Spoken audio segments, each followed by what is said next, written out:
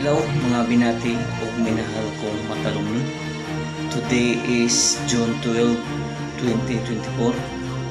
Maurog adlaw ika pagsinto 26 nga Independence Day diri sa Pilipinas. Di nato unsay ang pag-celebrate sa Independence Day o kini ang pagkuan o ni result sa atong bayani kung diin sila ang hinsakripisyo, sila ang nawadaag kinabuhi para maangkon nato ang atong kalayaan diri sa Pilipinas. Di nato hingkalimtan ilang gibuhat para maangkon nato ang kalayaan diri sa Pilipinas.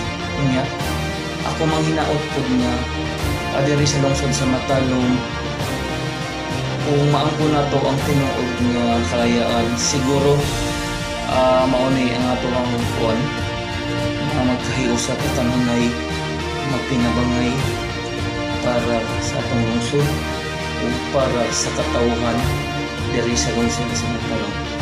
Panagiusa pagbug-os alang sa kayuhan sa tanan ug kalambuan diri sa lungsod.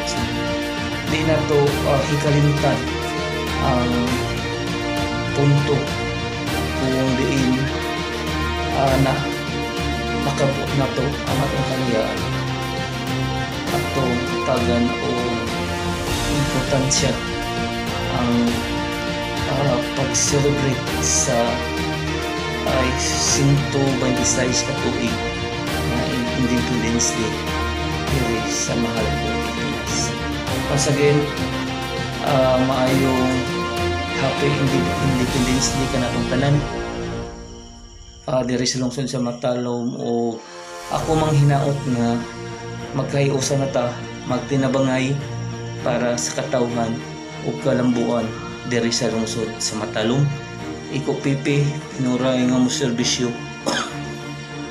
with a purpose alang sa kayuhan sa tanan o kalambuan diri sa lungsod sa balikon ko. Happy Independence Day at tanang taga Matalom o God bless kanatong tanan.